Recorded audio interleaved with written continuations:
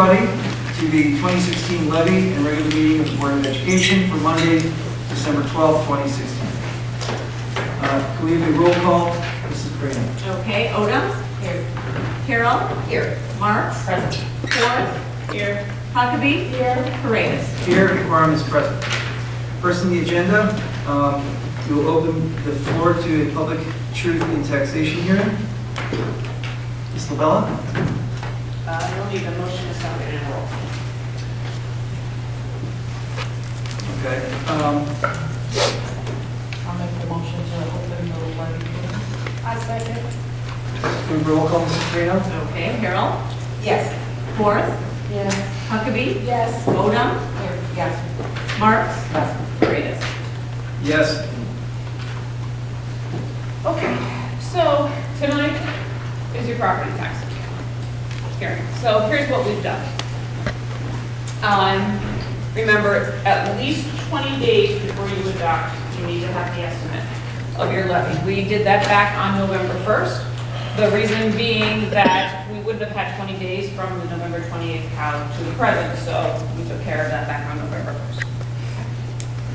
The notice went into the paper. It's only going to be a 5% increase or higher. We're actually at 4.98, I believe, but it went in anyway. In case you missed it, it looks something like that. Okay. And that went in on December 2nd and 7th. And that brings us to the hearing, which is this. Okay. We went over a lot the last time, how a levy is done, all the parts and pieces, and the real mechanics of it. So tonight what I want to focus on a little bit is what you're putting on, what the increases really are, and how it looks on those property tax bills, okay? So the chart that you're looking at right now gives you every levy year since 2010-11.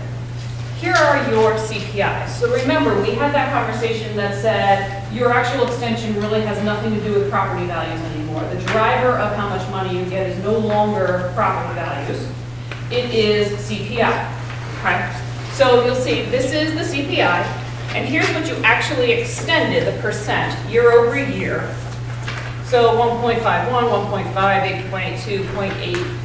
It goes within a fraction, and really it has to do with how many decimal places the rate is taken out to. Okay? So you can see that your overall tax revenue has stayed in CPI, with the exception of new property. When new property comes on, they take the new property times your rate, and you get this whole amount. Okay? For last year, that $4.5 million, that bulk of that was your TIF rolling off. Okay? This year, you're going to be looking at taking in almost $1 million if our estimate on what the new property is correct. 13 million, and that's Meyer going onto that same property where the TIF rolled off. Okay, so this is a huge increase for the district. The existing property owners, in total though, are only going to be looking at a 0.7% increase in total. And that's the key. In total.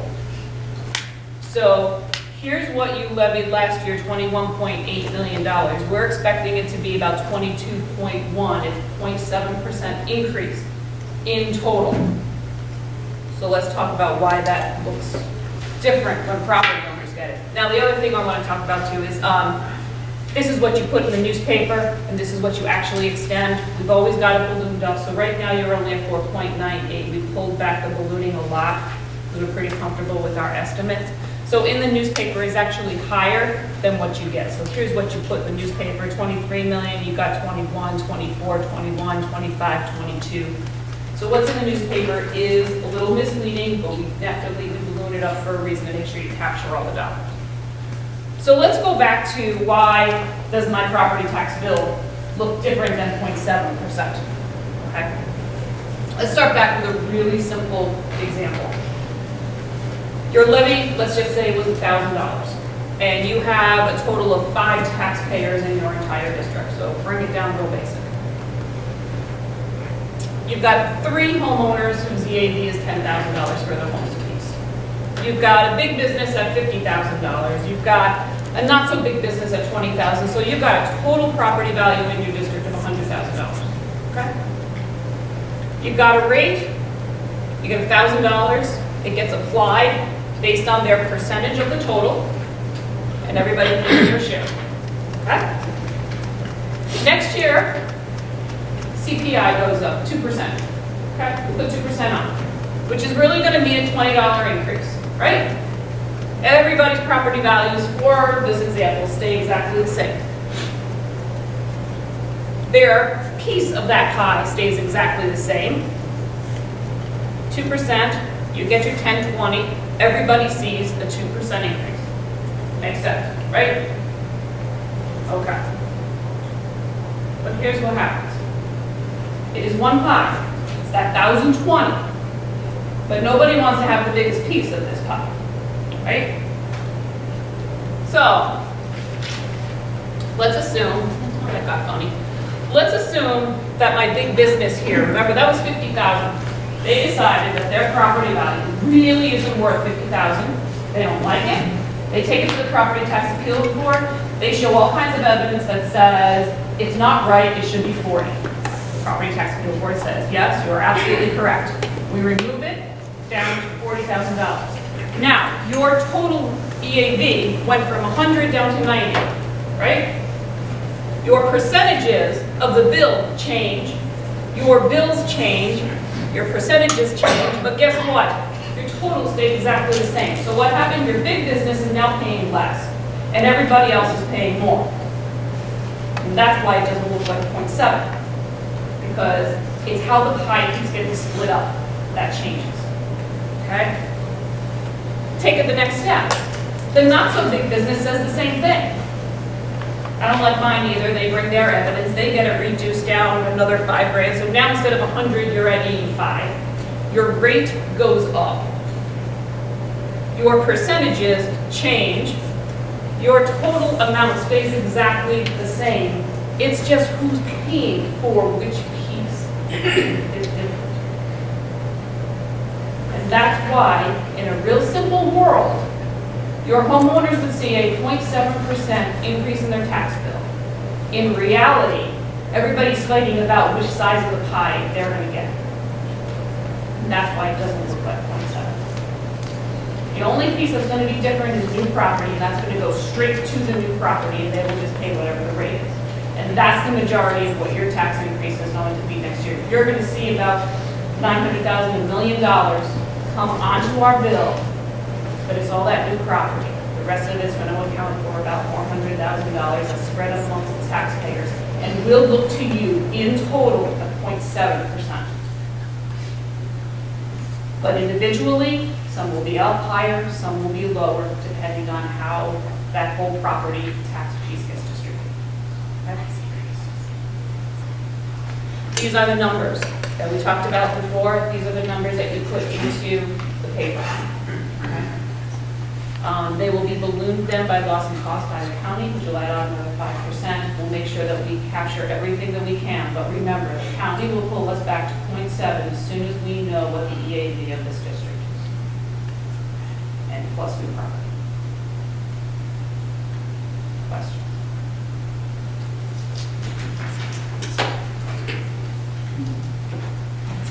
You can take any questions from the community, and then having done, you can close your public hearing and then take action at the regular session.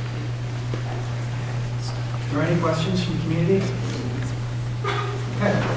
One second, just open questions? Well, regarding the levy.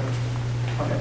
Then at this time, I will entertain a motion to close the public hearing on truth in taxation. So moved. Second. Can we have a roll call, Ms. Freeman? Okay, Marks? Yes. Odom? Yes. Huckabee? Yes. Forrest? Yes. Carol? Yes. Paredes? Yes. The hearing is ended. We are now in regular meeting of the Board of Education. Next up, we have audience comments. Community members wishing to be heard by the board are asked to sign in before the commencement of the meeting. According to Board Policy 2-230, the board president, myself, has authorization to restrict Comments to 5 minutes for ethical, legal reasons. Comments or communications regarding school personnel who work in the district will not be heard in this format. During this part of the meeting, audience to visitors will be limited to 15 minutes or less. First up, we have Josiah Griggs. And the topic is Parker Clem. Go ahead. Enough this time. I'm addressing the school board today because I understand that you have a commitment to make sure District 161 is the best that it can be. 7:36, 7:37, you're gonna be late. You're almost there. Oh, too late, you gotta go to the front. Every single morning as an 8th grade student at Parker Junior High, I'm greeted by this awful refrain as I walk from my mom's car to the school building. I've been here since 7th grade, and over time, I've become exceedingly frustrated and confused by the atmosphere presented to students. As soon as you walk in, you can feel the tension and the frustration throughout the building. It is not a comfortable learning environment at all. In the school building, I feel consistently treated almost like an animal. I'm herded throughout the hallways with hand movements as if I'm cattle. I'm questioned as to if I have a pass as I'm walking out of the bathroom. Last week, I witnessed a kid walking towards Mr. Marty's room during lunchtime. As they walked, the teacher came up behind the student and told them to return to the lunchroom. When the student attempted to explain that they were just doing what Mr. Marty asked, the teacher said, "I didn't ask what you were doing. I said go back to the lunchroom." Of many things, one thing that really sticks out to me is bathroom policy. I'm given 4 passes per quarter per class to use the bathroom. No pass means no bathroom. These passes also double as 2% on a quiz or a test, so I can choose between a good grade or help grades. I understand that these passes are in place to ensure order and prevent students from wandering the hallways. However, I, along as most people, use the bathroom multiple times between 7:40 and 2:33. Because of this, I tend to run out of passes. So there needs to be another way that doesn't put pressure on students to have to make a choice. Students, including myself, have agreed that our school has a gotcha mentality. I have talked to students in my homeroom as well as other students in the grade. Many policies and rules are out in place to catch you in the wrong or put you in difficult situations, such as the policy that states we aren't allowed to charge our Chromebooks in class, so we can't use our Chromebooks to learn or to benefit our learning that day. The policy that states we get attention if we're late to class 3 times in 1 quarter, not the same class, but any classes. The unwritten policy that says we will get our Chromebook taken if it doesn't have a case. This rule was never told to us, and as a result of this policy, I got my Chromebook taken last Friday and couldn't do my homework over the weekend.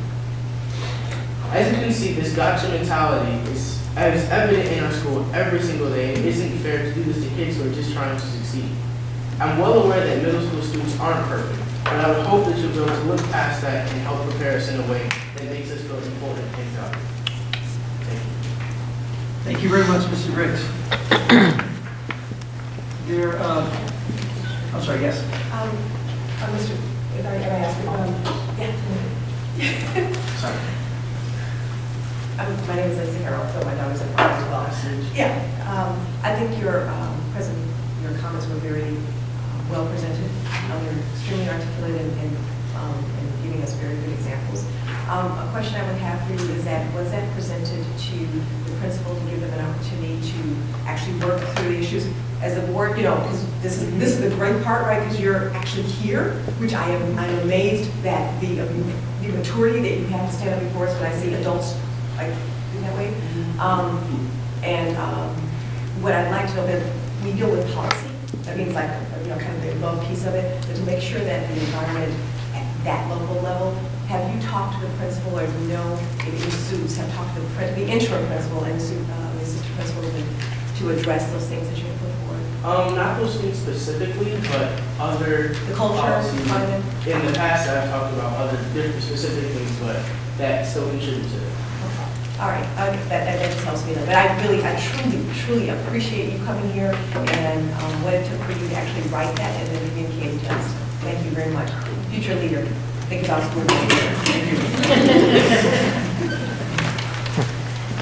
And sir, I think that you asked if you had a question.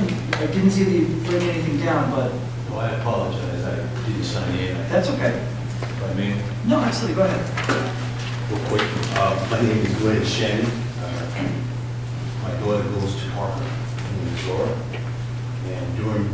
teacher conference, I spoke at length with Ms. Fountain and Ms. Person about the concern I have for no books in the advanced math class.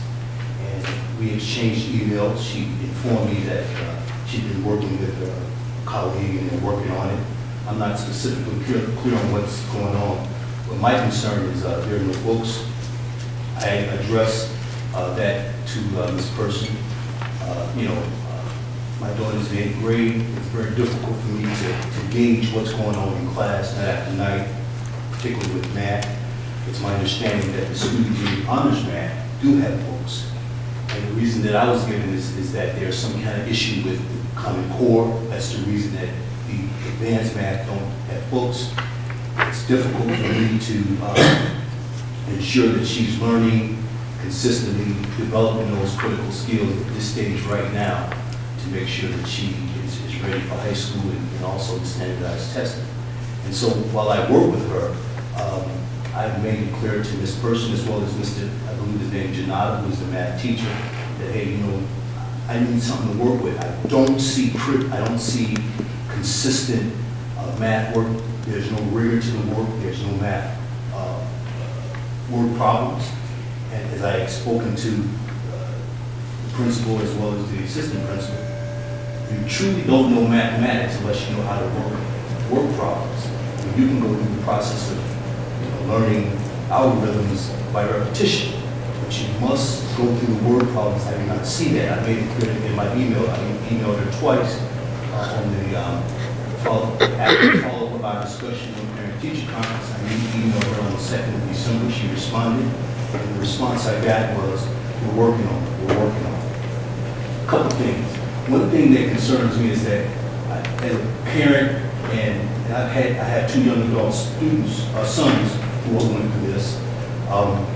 One thing concerns me is that I feel that I shouldn't have to go through this process of following up on the importance of making sure math students have books. That's just something that shouldn't happen. Additionally, because I had 2 sons who've gone through the school, I distinctly remember some nights to 10 o'clock going through word problems, going through math problems, making sure that they're understanding the material. I'm not experiencing it with Zora.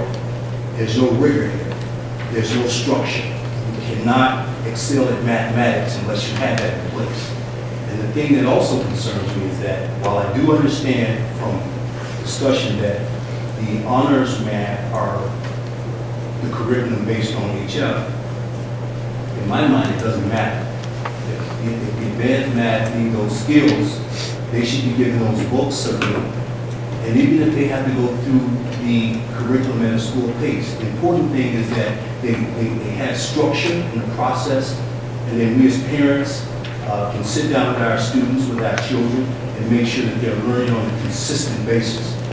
So I am concerned about the pace that it's taking. I don't want to wait till spring and I look up, my daughter is ready for high school, but I know for certain, because I know math, and that's one of my things, is that she's not getting the rigor, and my hope is that someone take immediate action to get some books in place so that we can, ensure that our children learn. The other concern is that because I know some of my parents and their children have books, and I'm working at the Flossmoor Library with their children, I should be afforded that same thing, as well as all the other parents who have students in the advanced class. Certainly no excuses in this world. We know the importance of making sure that our children have these fundamentals now. So what I'm asking as I close here is that someone move expeditiously to ensure that that advanced class gets some kind of books. I don't care what the Common Core says. Get some kind of structure in this process, because I'm telling you, there's no structure. Just tonight, I asked Laura, and I'll close on this one. Hey, what are you working on in math? We're going through functions. Coordinate pairs last week. I mean, that's all over the place. And where's your word problems? Where's the rigor? And my hope is that these administrators take action to get that in place right away. Thank you, Mr. Shannon. Board appreciates your comments. Thank you.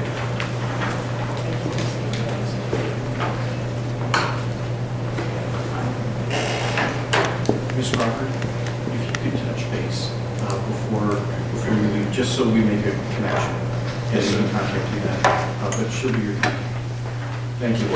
Roberts? Crawford. Thank you. Thank you. Okay. Next on the agenda, we have the superintendent's report. Dr. Bob. Well, welcome everyone, and thanks for coming out here tonight. I want to thank first the board, the administrative team, the teachers and support staff, the students and parents who've been very welcoming of me over these past 6 days. I really have enjoyed, especially last week, getting into some classrooms, seeing a high level of student engagement in those classrooms, and feeling a positive climate in many places. I truly appreciate our student speaker today, and just as I said, the gentleman's going to speak to one of my staff members. An administrator from the school is going to want to be talking to you so that we can address those things. One thing I want to let the board know, I teach a class on curriculum for leadership for principals, and one of the things we talk about there is technology, and there are districts out there that are technology rich, but you walk in the room and you never see the technology being used. In my walkthroughs, my purpose wasn't to look and analyze, but I couldn't help but see, though, how many students were engaged using devices.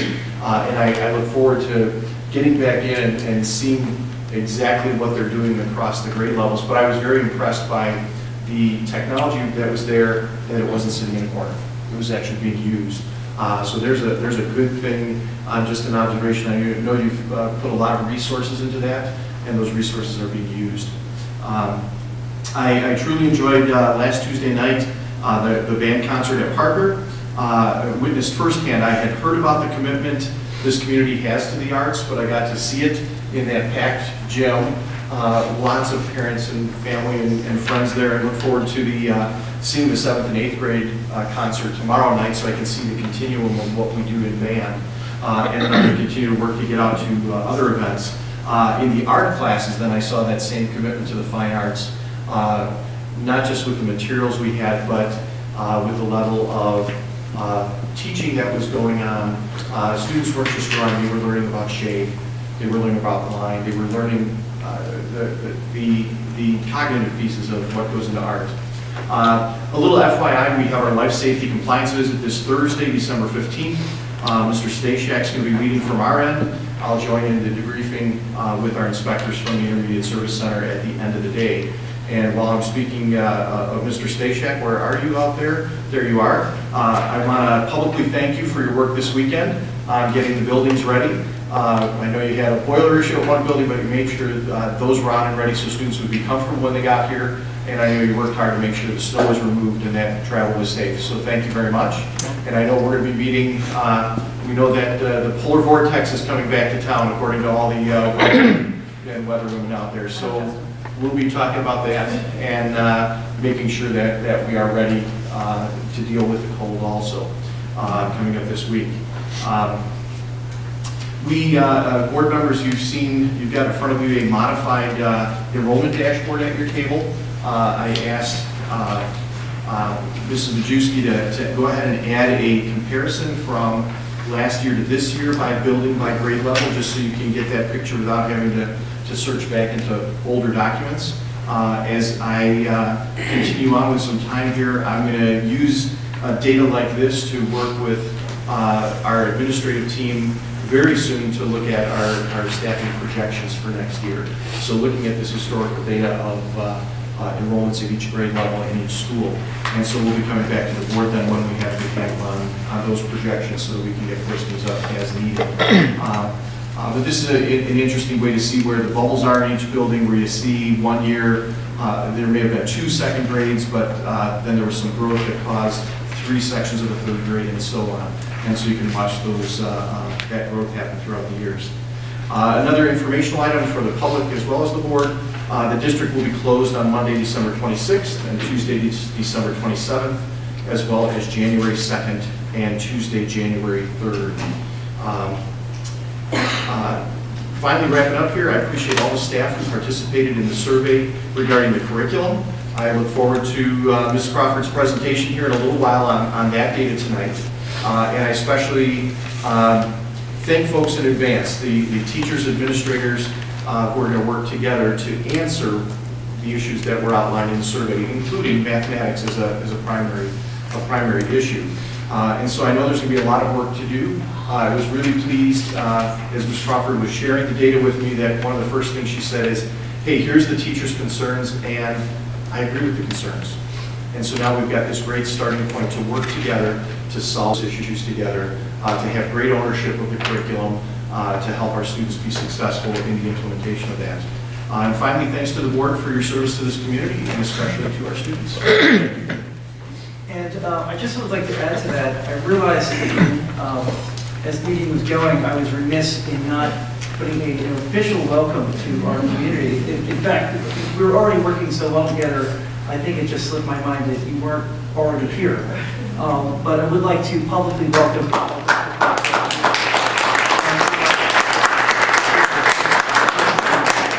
Thank you. Okay, next, are there any questions? Next on the agenda, we have several consent agenda item pieces. We have the minutes of the special Board of Education meeting, November 8th, 2016, executive session meeting, November 8th, 2016, regular Board of Education meeting, November 14th, 2016, clearly no quorum. We have minutes to memorialize the meeting. Committee of the whole meeting, November 28th, 2016, executive session meeting, November 28th, 2016, special Board of Education meeting, November 30th, 2016, and executive session, November 30th, 2016. Additionally, we have approval of payroll, we have approval of district audit, we have approval of district investment report, as well as FOIA requests. All of these the FOIA requests have been discussed in our previous meeting. So at this time, I'll entertain a motion to accept the consent agenda items as presented. Mrs. Odom? Any discussion? We can roll call Mrs. Prima. Okay, Odom? Yes. Carol? Yes. Marks? Yes. Forrest? Yes. Huckabee? Yes. Paredes? Yes, the motion is passed. Next on our agenda, we have committee reports. We have the 2016 Tri-Conference sharing. If I may, I would love to share my notes first, and then I would love for our board members to elaborate. We also had some wonderful experiences at the Tri-Conference. Friday, I had gone to the board president training where we discussed benefits for functioning boards, communication, expectations, sticking to the agenda and respecting time. There was one board president who duly or shared with the group that on average their board meetings end about 2 o'clock in the morning. There were others who were able to wrap it up within about an hour. So that time that seemed to vary, so we looked at some ways in which we could make meetings more efficient. As well as we looked at a lot of team building strategies and exercises and examined several pressing legal issues, some of which will come into effect in January. The first general session, we saw Maui Askenam, who is a refugee from Ethiopia. And Ms. Odom, I loved your notes on this, and I'd love for you to elaborate a little bit for us. That's okay. I brought everyone work from Mr. Maui. He gave them out to us for free. The administrators, we've already given the principals and administrators their copy. And I'll give this to John next time. But he was a most dynamic person in that he had the benefit of what we're experiencing and the country is experiencing, English as a second language and being a learner, having to learn to speak English as a young man who had already gone through language development and in this new country with two parents who didn't speak English as well. But the most dynamic part is him, what did he call it, the power button? Turbo button, yeah. That we have to, for education, we have to get pumped up and stay pumped up for education. We can't let our children walk into a whole hum environment and expect them to perform, at this higher level. If we're not, if the teachers and the staff are not pumped up for education, then our children are not going to be pumped up. We have to, before they walk in the door, hit the turbo button and get charged up, so when they walk in the room, they're charged up as well. And that was my biggest takeaway. One of the things that I remember from his story is, the story is very interesting, and he had actually written, his first book was called Of Beatles and Angels, or Angels and Beatles, which actually wound up being on the Oprah book list. Actually, in this book, he tells a very funny story of how he got to be on the Oprah show with his book. It's very ingenious how he had sort of engineered that, but the idea was from the book that you should never crush a Beatle without thinking about it, because it could actually be an angel. And one of the, I think, the poignant points that he made was that you should always see somebody, and that it had made, such a profound impact on him as a small child who had come from Ethiopia with nothing. His father was legally blind. His mother couldn't drive, yet they gave them a car, and a small apartment, and with really no other meaningful guidance at the time. But he'd actually gone through the American school system and had actually become a scholar and gone on to Harvard.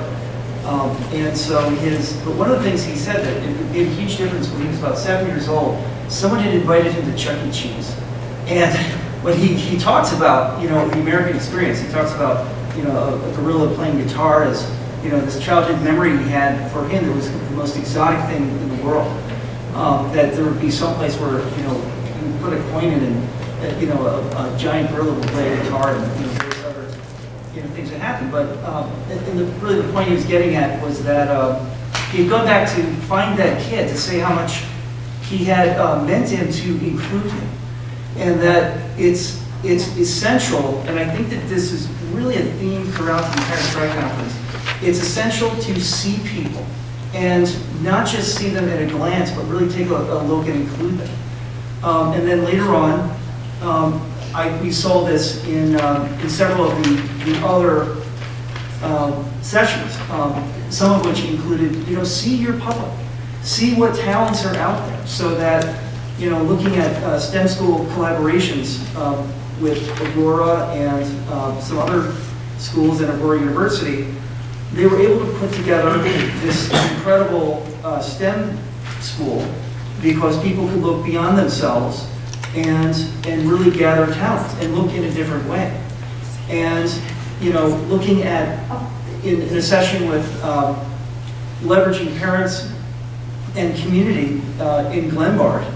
Glenbard has spent years putting together a parent outreach program that draws the incredible talent they have in the Glenbard School District to make lives of students better at their schools. I mean, it's they really told this story of they're spending no money in the beginning, but eventually they started spending a lot more money as they gathered more experts in. But this is a very doable thing. You could do it in any community just by looking around to see who can participate. And in this theme again was carried out in community engagement and visibility with David Conrad, who's the principal of Manteno High School, who's an expert at this, who I've met a number of times in my previous years when I was at Governor's State. But one of the big things that we need to understand is our teachers, that morale has an impact on learning and school culture, and that it's not something we should take for granted, and that we do have a strong focus. I think Mr. Griggs gave you a point of a culture where maybe even without realizing it, it winds up seeming a little got you, but sometimes teachers feel the same way, or the parents do sometimes. Sometimes administrations do, I suppose. But when we are focused on an inclusive community, an inclusive culture that drives our school and educates our children, that we come at it in a different way, where it's more about win-win as opposed to zero-sum, pie slices that we can get out of, a fixed amount of resources. And, likewise, I'll wrap this up, I promise.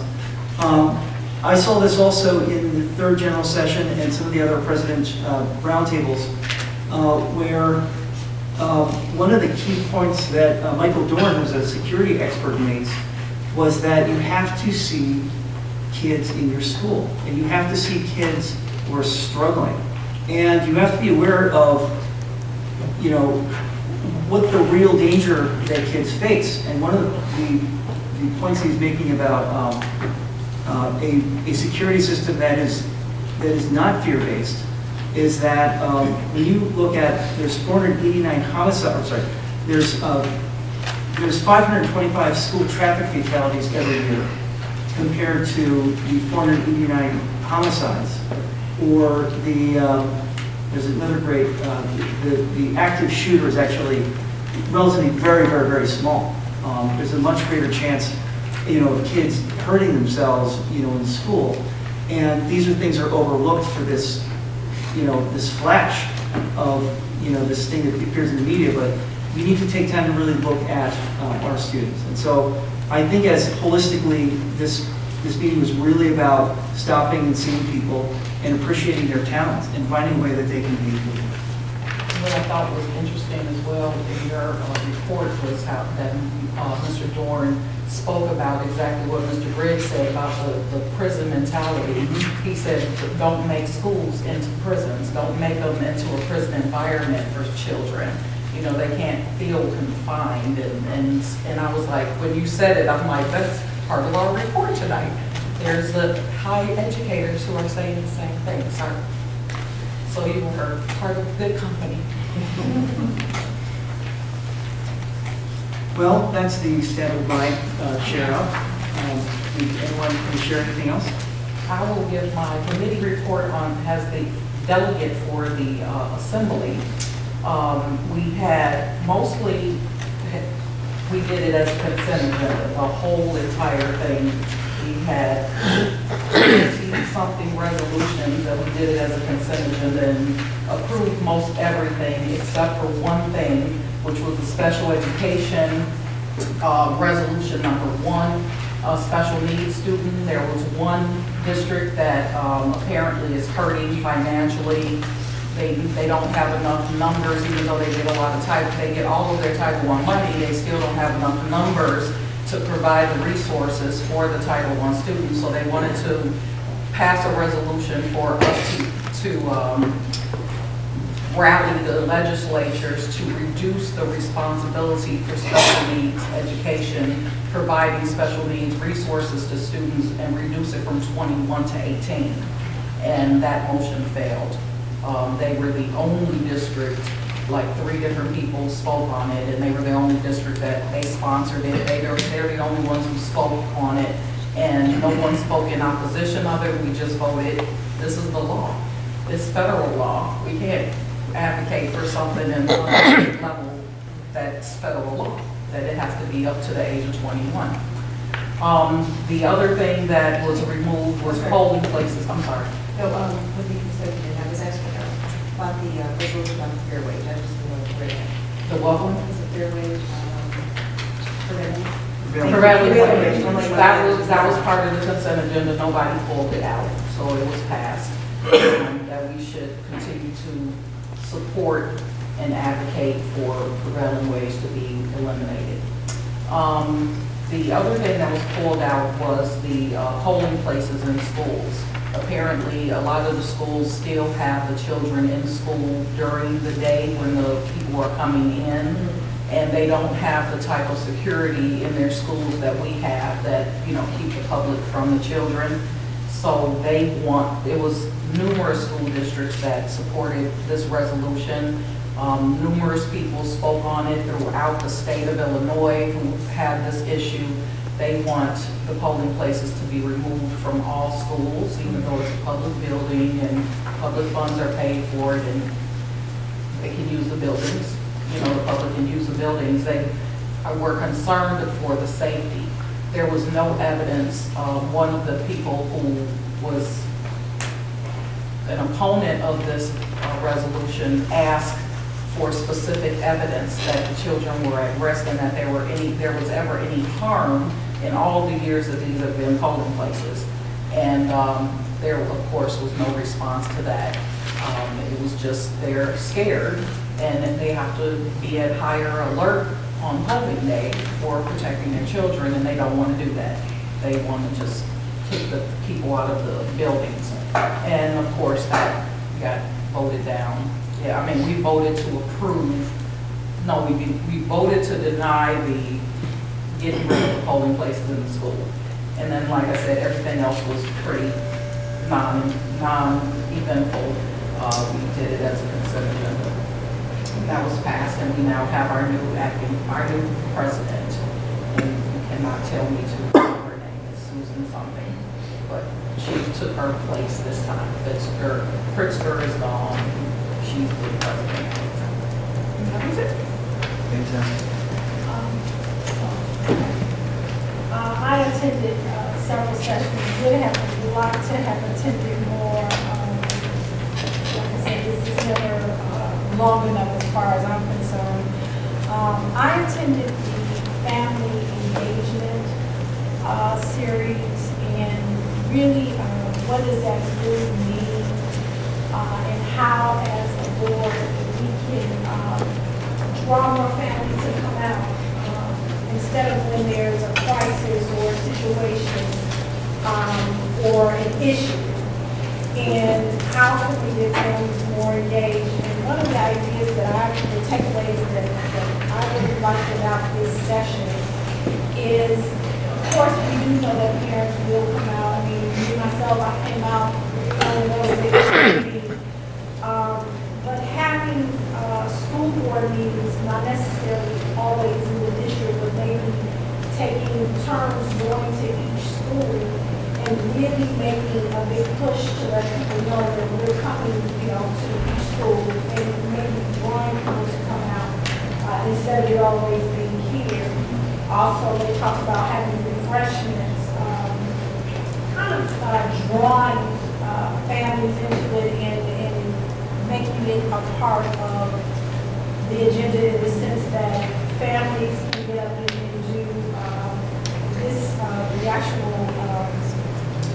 the actual school district that did this. They had all kinds of draws to make the family come out. I mean, but even also on Saturday as well.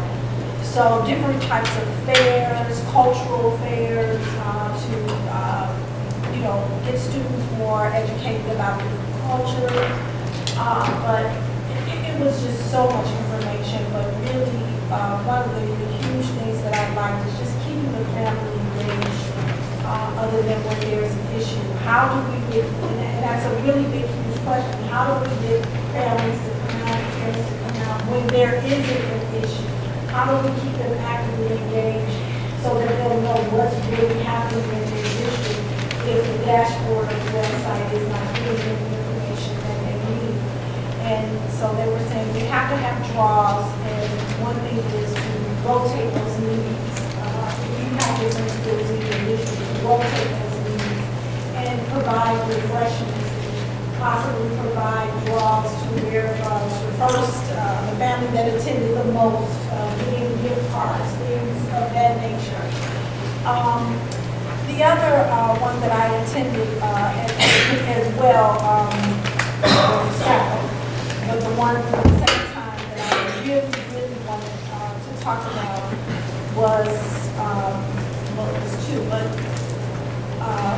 education reform. Bill Davis and several legislators were there talking about education reform. As you know, he heads the education reform committee. And I think it's really important, and the takeaway that we need to be, I think the administration and as well as the board, we need to be more engaged within our legislators because they are our voice. They are speaking. What are the issues that really matter to us? And they don't just know based on a simple nod or a shake. We need to keep that connection going. And that is not something that I feel that is really strong, but because there are voices, because there's so many things coming down the pipeline, we do have a voice.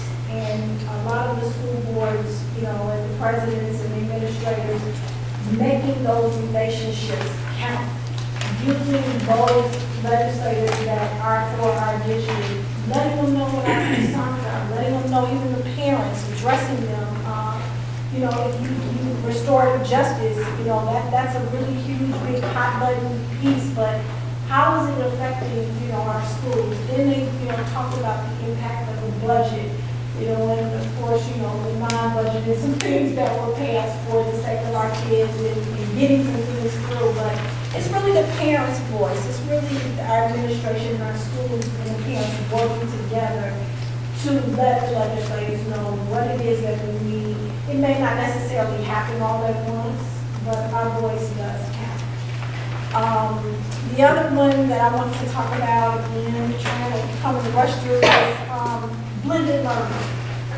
Blended learning. A lot of times, and then I've heard this in our sessions, you know, parents being concerned, and we are concerned about one set of children receiving all the attention in terms of, you know, getting the attention and the focus about learning. But learning should be on an equal level for all kids. There should be learning standards, but we should be addressing the needs of all children. And that is something that is I think that as we continue to work on that piece, how do we have a balance in making sure that every child is being educated and not just educated, but getting the needs that they have at their level and able to go on and successfully, you know, go to junior high and continue to go on to high school level. So just trying to wrap it all up, but had a great experience. I think professional development from the board is a continuous piece. We continue to learn a lot of these sessions. It's just not enough time because we have a lot of great sessions going on at the same time. It's true, it's So great. you would have to be, you know, you just have to be like all over the place, maybe missing a part of this and a part of that, but, you know. And one of the great things about going with a fellow board member to the session is that you get two perspectives. So if you miss something, it can be fleshed out by someone else. It is, yeah, I couldn't have agreed with you more. And thank you for attending with me. I enjoyed your company. Thank you.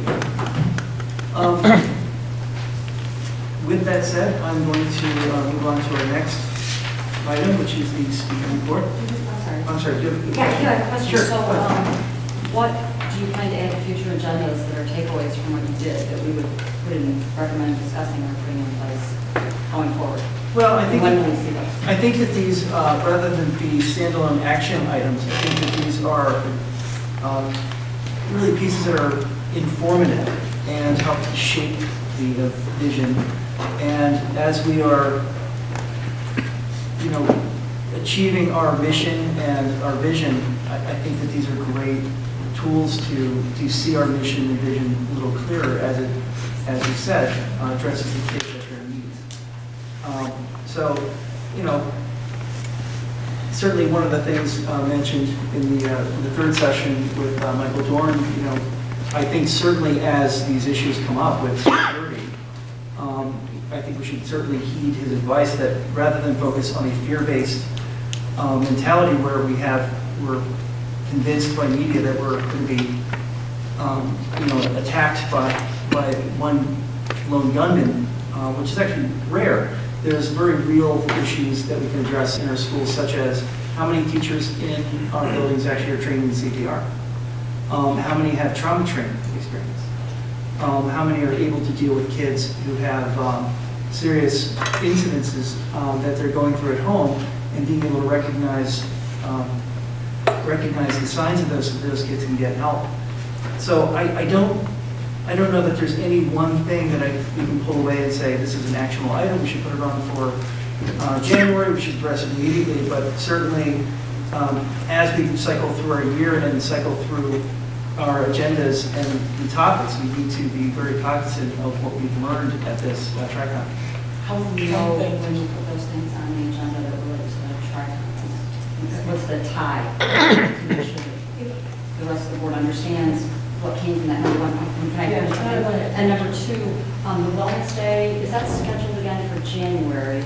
We do teach CPR. We have numbers, we have data for most of those things that you mentioned. So maybe it would be something to add to that next agenda item, as an agenda item, to know Okay. what our numbers are for the things you've already discussed. That's a very good We do idea. know how many people are trained in CPR. We do offer it. We have in the past offered it. I think it's a continuing piece that we've done on Wellness Day. I don't know who's in charge of that. Well, I think one question, I don't think it has to be an You're on the agenda item. Wellness Committee now, right? I'm sorry? You're on the Wellness Committee now? No. I was. I stepped off and I thought you took my place. No, that, I think this is, someone had, I don't think it's me. And I'm on this committee, I'm happy to be here, but I, no. Well, On a okay. different note, one of the things that we already talked about with regards to an agenda item is our culture and climate in the community, which is something that we went to. I went to a different session and you did on the community involvement. And then again, we went to, all of us went to STEM, where they were in community involvement. We've already talked to Dr. Pop about those particular things as in addition to another thing that I did not tell him or we did not discuss was the community advisory committee, which was something that I had forgot all about. That was another piece of the community involvement that we learned, like I said, from what we learned. We talked to him, Dr. Pop, about it last week. We are planning on putting that on the agenda to discuss. And another thing I wanted to add was the Community Advisory Committee, which is a committee that is formed of the community, of course. And it's unlike the PTO or the PTA in that it has non-parent committee members on the advisory committee. And the goal is, of course, to bring in as many community members into the school district to tell us, you know, what goals they want to push forward. In each meeting, the advisory committee deals with one of the pillars of the strategic plan and looks at the data, collects the data to see how we're doing with our goals and our strategic plan, and what they give advice to the superintendent and the board on what we can do to make sure that that goal is met or we get closer to meeting the goal. And so that was one of the things. Of course, STEM as well is the second thing. We attended those meetings, and Dr. Pop already has extensive experience in that. I attended the one from his former school district.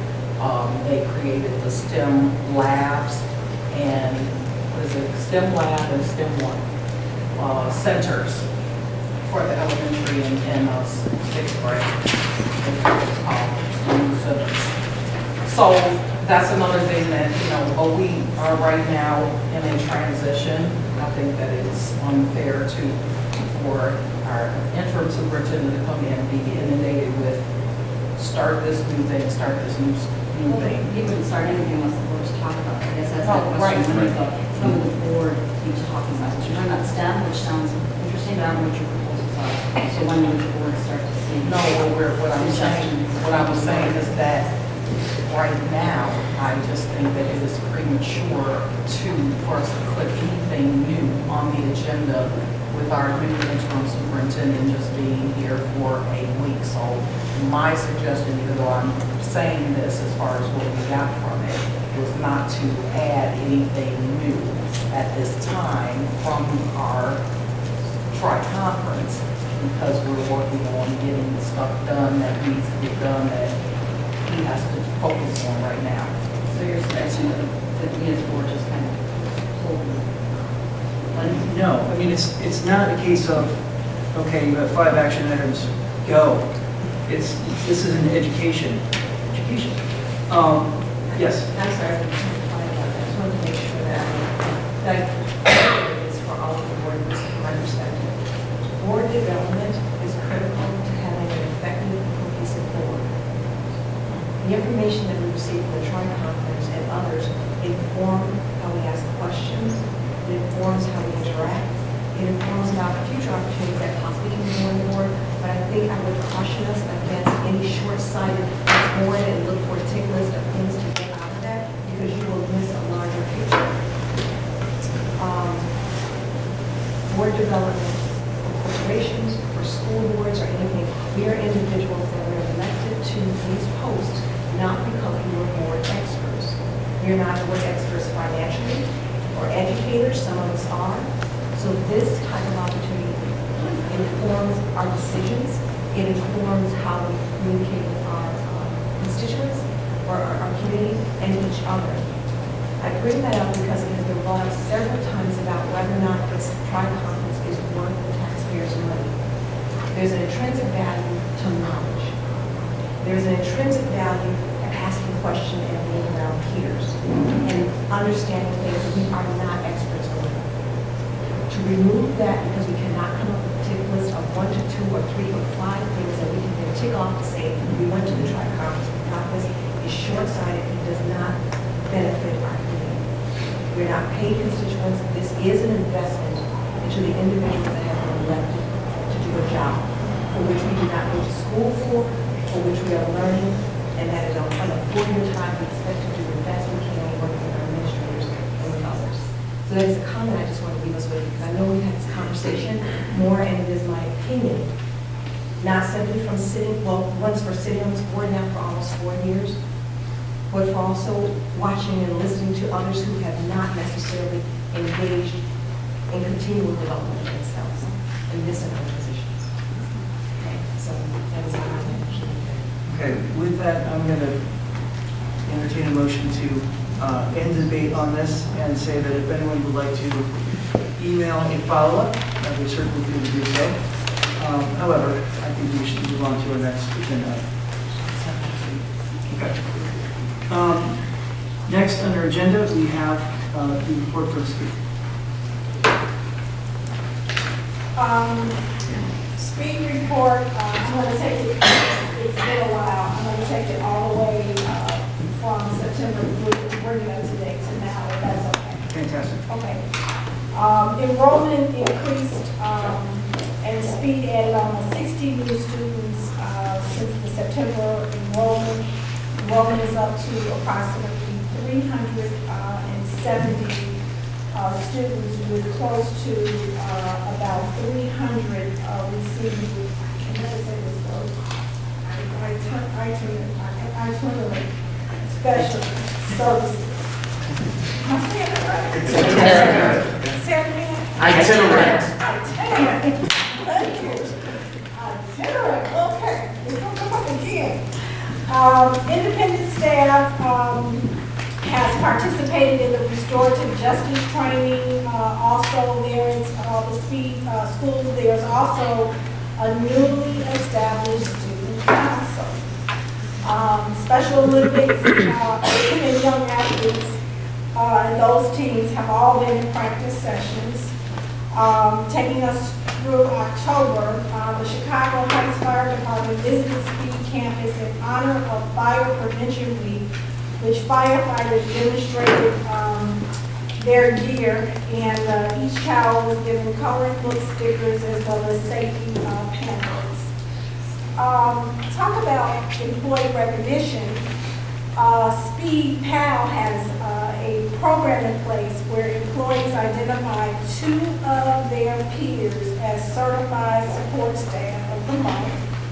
In addition to having pictures posted, they get to use the principal and the assistant principal's parking spaces for a week. So that's pretty cool. Speed also introduced a new website in October, late September, early October. It was launched officially on October 18th, which allowed, here's that word, itinerant teachers at the satellite classrooms to be able to assess their network. Also, in the latter part of October, the Early Learning Center and Family Enrichment Program celebrated Trunk or Treat. Despite the rain, they had 38 families that attended, a total of about 78 kids. Parents, individual community members, and staff volunteers decorated what they call the trunk or the tables and handed out candy. Chicago Heights Library, UIC Extension Master Gardeners and Prairie State College Security were also present on hand, and they passed out information as well as candy.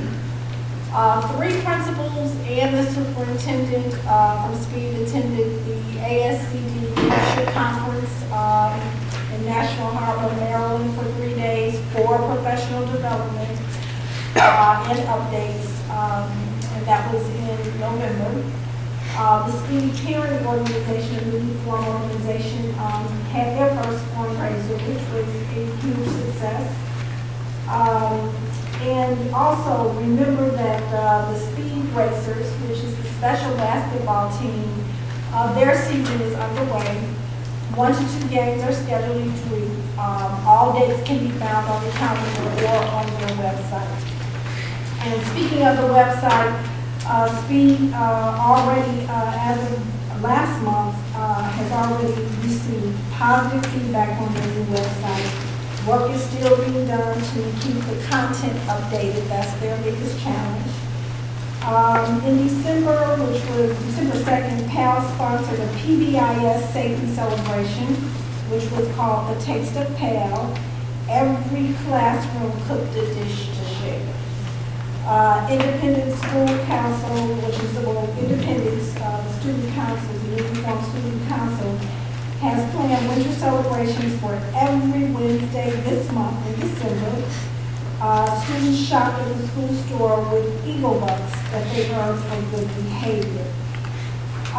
Teachers from PAL, ELC, and Independence all are participating right now in mentor training, Brigance assessment training, AIMS web training, understanding by design, planning essentials, and new website calendars, as well as e-school training, as well as DLM, which is the Illinois Alternative Assessment training. Finally, on a sad note, Speed employee Gary Zawinski, who's a paraprofessional there at PAL, passed away on December 8th. So we wanted to let you know that. And his services and information regarding his services will be shared as they become available. That's my update on Speed. Thank you, Mrs. Zucker. Next on our agenda, we have some information action items. First being the approval of bills. This month, the bills were examined and scrutinized by Mrs. Zucker. Thank you. I recommend, I did look over the bills, and I would recommend, Mr. President, that the bills be approved for the amount of $430,981.44 for the month of December. Second. I'm making a motion. Okay. Do we have a discussion? Comments? Do the roll call, Mrs. Frito? Okay, Odom? Yes. Carol? Yes. Huckabee? Yes. Marks? Yes. Ford? Yes. Paredes? Yes, and the motion is passed. Next on the agenda, we have approval of the 2016 levy. I'll entertain a motion to adopt the 2016 property tax levy and resolution authorizing reduction of certain fund levies for the 2016 levy year as presented. Mrs. Harrell? Second, Mrs. Odom. Any discussion, questions? We have a roll call, Mrs. Freedom? Okay, Marks? Yes. Odom? Yes. Huckabee? Yes. Ford? Yes. Carol? Yes. Paredes? Yes, and the motion is passed. Next on the agenda, we have the approval of the 2017 Life Safety Improvements and Strategic Plan, I'm sorry, it's part of our Strategic Plan Finance Goal 2.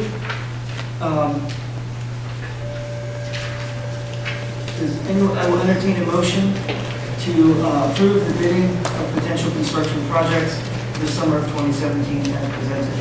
Attorney, was simply approving the village watch list, correct? Yes. Thank you. I'll make a motion. Okay, Mrs. Harrell. I second. Second, Mrs. Huckabee. Are there any comments or questions? Roll call, I Ms. do Sabrina? have a question just to clarify from the last discussion. We are going to go to bid separately for the AV, there were some items that we're looking at a lot of cost. We're looking at, it's gonna kind of, I'm looking to make it kind of a Chinese menu, if you will, so that some things will be together, some things will be separate, and then we'll see how things come in, and we'll figure out what our recommendations are going to be to the board, and bring to you all of our options. Okay, the options are, thank you, I'm sorry. Ms. Sabrina? Okay, Harold? Yes. Okay, Huckabee? Yes. Odom? Yes. Marks? Yes. Moore? Yes. Paredes? Yes, the motion is passed. Next on the agenda, we have approval of additional junior high resource teacher. Any motion, please? Mrs. Harold? Second. Second, Mrs. Odom. Is there any comments or discussion? I have a couple of questions. I just want to make sure I'm really, really clear on both the problem and the solution that we have before us. I just want to make sure we're not coming up with a solution without really identifying what the real problem is. Because it's December, and the memo states that spring projections were off. But it's December, so that's a lot of time to pass to figure out that projections were off. So I just want to make sure this is not a Band-Aid and that we're really thinking very clearly about what the real problem is and whether or not this is the actual long-term solution. Yes, and when I met with, I think it was on day one at 9 o'clock, we met with the principal and assistant principal and the cabinet, and they did a great job of laying out a number of issues that they have, and indicated that this had been brought up previously, but just hadn't been moved forward. And so in that team meeting, we decided that there was action needed. And if we could go back in time, I agree, the issue was there from the get-go. And I know you know this better than I do. Your principal wasn't in place until September, I believe. And so they didn't have everything in a row at the beginning of the year. And so they started to advocate for it once they realized what the issue was. And Ms. Latin should elaborate if you'd like. Right, the issue was identified earlier on and it wasn't moved forward. And that's the best. How early?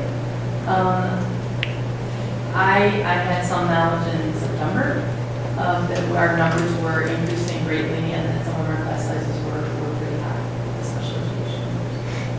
So is the increase, because my assumption is that we have been increasing every year.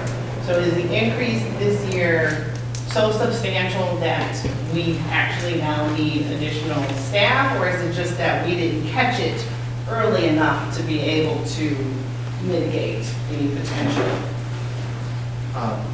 From what I gleaned out of the meeting,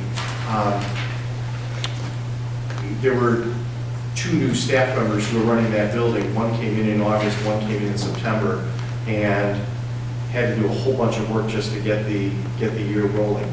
And so I'm not shocked that this wasn't done, back, we're talking about doing staffing projections right now for next year. It doesn't shock me that didn't happen, especially with the turnover that took place. There are a number of issues involved in what they brought forward, anything from a real discrepancy in caseloads that people have, and what we feel is the need to bring some of those caseloads down for some of those people who are running the IEP for that part, each student.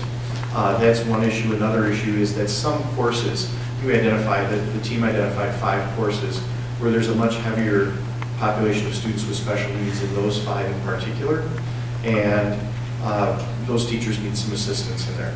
And that's going to be the greatest benefit immediately once we get a staff member. If we get a staff member in place, will be to give that direct instructional benefit to those students, and then it certainly is going to help the case managers as we are able to even out those caseloads a little bit. So how does this issue relate to the discussion that you brought to the board not that long ago around the difficulty in really finding a qualified social worker, sort of The nurses? not the nurses. Psychologists. The psychologists, right, to do. So how does this issue relate to that issue, and does it solve it? Because the problem is that there's a backlog of these assessments being done, so how does this solution tie into that? Yeah, and our special ed person could do it more directly, but those people are part of, when you're starting to talk to social worker, psychologist, even the speech path who might be involved in some early testing, this person is going to be more on the end of managing the case once we have that IEP in place. Those folks are the folks working on the initials and then providing services along the way. But please correct me if I'm wrong. No, you're correct. The issue with the psychologist is part of it is we didn't have a psychologist who helping identify students' needs for special education, monitoring, helping with the MTSS system on kind of the back end, working to look and see what interventions are being put in place and to see how they're working. Now the buildings coordinate those and do an excellent job. The school psychologist is just a kind of a person to help support that piece of it, as well as resolve special education issues. They're the testing component and looking at that data and putting that all together for every aspect of special ed, but really more specifically for the LD aspect of the specific learning disability. The psychologist issue is a different, greater need because the psychologist's internships are a year long. And there's very, very little movement once the year starts. I mean, you might have somebody resign from a position or move mid-year and may be available, but that's why that was brought up. It's almost impossible to find, and it really was almost impossible to find psychologists in August. It's a very small, tight community, and they're hard to get. There's a lot of contract agencies out there that you can ask, and they still don't have anybody to offer you, and they say they specialize in it, or they specialize in getting people that work under contracts to work for school districts. So that's why that issue is brought up. This is really to help offset the needs of the students. The position will provide support to the special education students who are mainstream, and it will also provide support to the general education students that are in that classroom because there'll be multiple teachers in the room providing that support. Our numbers are high. We had quite a bit of move-in, students move in with IEPs. And I wasn't part of the projections in the spring. That doesn't excuse it, but I wasn't part of them. I know that the classes were shifted a little at the junior high. And nobody that did any of that shifting their scheduling is here, which makes it even tougher to comprehend, I think. So in looking at it, this position would help the current situation.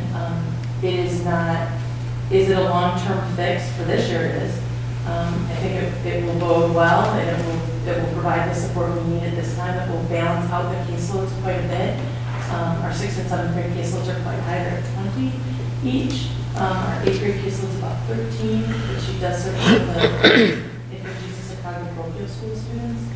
So it will balance out, the new person, we give 12 to 13, it would just depend on how it fit, and you try and keep kids that are in the same classes on the person's caseload, make sure that they're involved in those classes and working with those kids directly. This is definitely a conversation for projections for next year. It would be a conversation with myself, the case manager at Parker, and the administration at Parker to see how we can work to alleviate this so this situation wouldn't happen next year, and really make the shifts and make the adjustments. So I think it would be great next year to, after the holiday, sometime between January and when school ends, to spend more time on our district special ed program so that we have a full understanding of what the picture is, what the challenges, what the strategy, what is the short-term fix, what is the longer-term fix. You mentioned that you start projections early. I just want to make sure that I and the rest of us can speak intelligently on sort of what challenges are so that we just to make sure we're looking at all the real problems versus the quick fixes. I would think that anything we're bringing to you in staffing projections, we would be able to define the programming that requires that staffing. So I agree with you there. We should be able to do that so that you're able to do that. When somebody asks how you're spending the taxpayers' dollars, you should be able to answer it clearly. Right, and I mean, and more importantly, I mean, I want to circle back to make sure, because what I didn't ask was, what are the impacts of waiting until December? Like, what is the impact on the kids and the families? Is there enough time now to sort of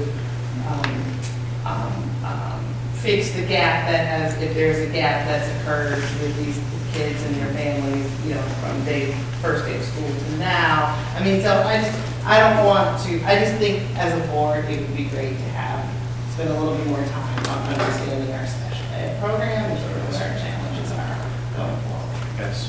One of the immediate impacts that we should see is that the case management, and I use the word case managers, but I know that's administrative here, the teacher of record, that those people will be, their communication should go up with families all the way around. They should have a much better handle, because they're dealing with a smaller caseload, what's going on with that child in every classroom, and be able to articulate that back to parents, be able to serve that student better. That should be one of the very early things that we see. That would be my expectation. I think the case manager, or excuse me, the teachers of record have been working really hard with the case manager and the administration to make sure they maintain all of those things already. This is just that added support. Thank you. Okay, thank you very much. Next on the agenda, we have discussion of curriculum needs assessment survey. So sorry, right over there. We made a motion, we opened. We had a second, we opened it. Sure, okay. We roll call Mrs. Brino. Okay. Huckabee? Yes. Okay, Odom? Yes. Marks? Yes. Moore? Yes. Carol? Yes. Paredes? Yes, and the motion is passed. Thank you. Next on the agenda, we have presentations and discussions of curriculum needs assessment survey. Ms. Crawford.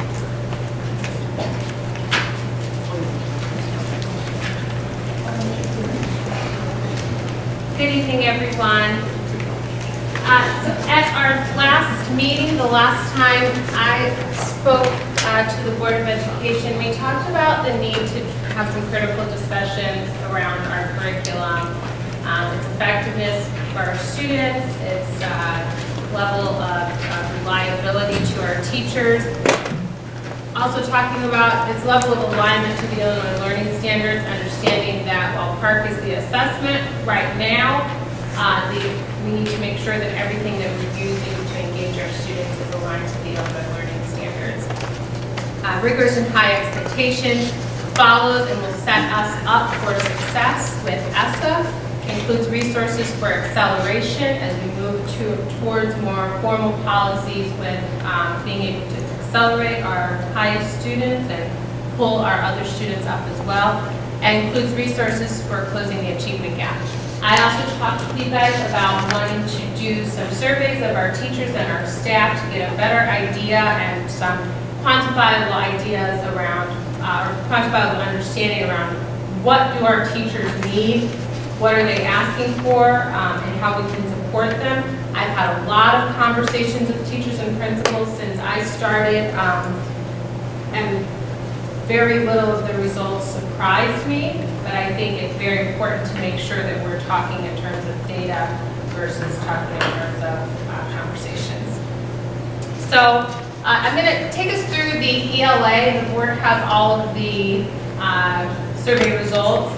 I'm going to focus on ELA mathematics today just for the sake of time, and also revisit the other subjects at another meeting. But I wanted to make sure that we had some time to have some critical discussions specifically around ELA and mathematics.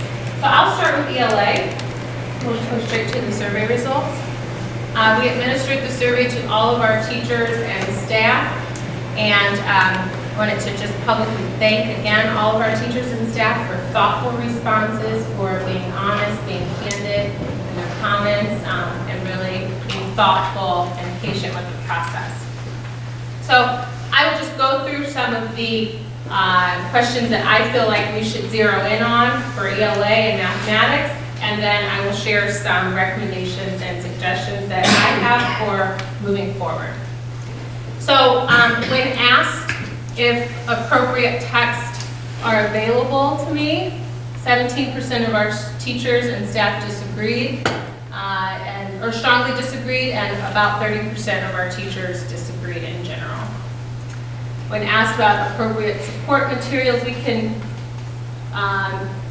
go up a little bit. Yeah. I want us to pause here because this is really big for ELA that I will come back to in the recommendations. We asked teachers if they feel like their classroom library is sufficiently stocked with books and resources provided by the district that their students need. 56% of our teachers strongly disagreed, 26% of our teachers disagreed. So going back to some of the conversations that we've heard before, making sure that we are able, this is something we can address right now. We can tackle this right now.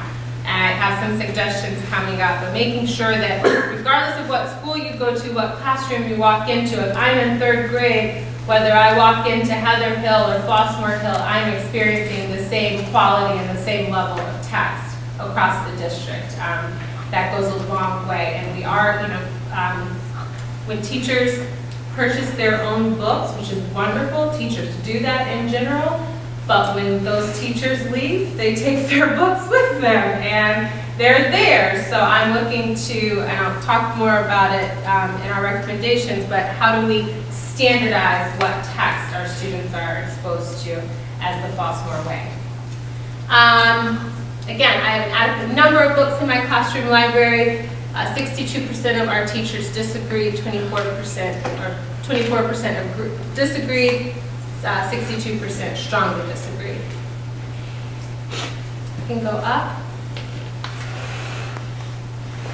This is a big one that we asked in all of the surveys. I'm confident that the current curriculum is preparing my students for the next grade level. Ultimately, every teacher's job on a foundational level is to prepare for the next grade level. Our junior high teacher's job is to prepare our students for high school, and we know that. Right now, according to this survey, we had 15% of our teachers strongly disagree, and 33% of our teachers disagree. And then we have 30% of our teachers at that neutral, which to me, neutral is the same as disagreeing. I would like us to take this survey again this time next year, and we are blowing it out of the water in terms of everybody agrees that what we are doing day to day is preparing our students for the next level. Foundationally, that's what we're here to do. If we could pause here, we also asked this question in all of the subjects. Our units of study are appropriate for meeting the needs of my student. Currently, for most of our subject areas, our teachers are working off of units of study that have been written by teachers and staff in the district over the past few years. I've spoken before about, and looking at those units of study, the level of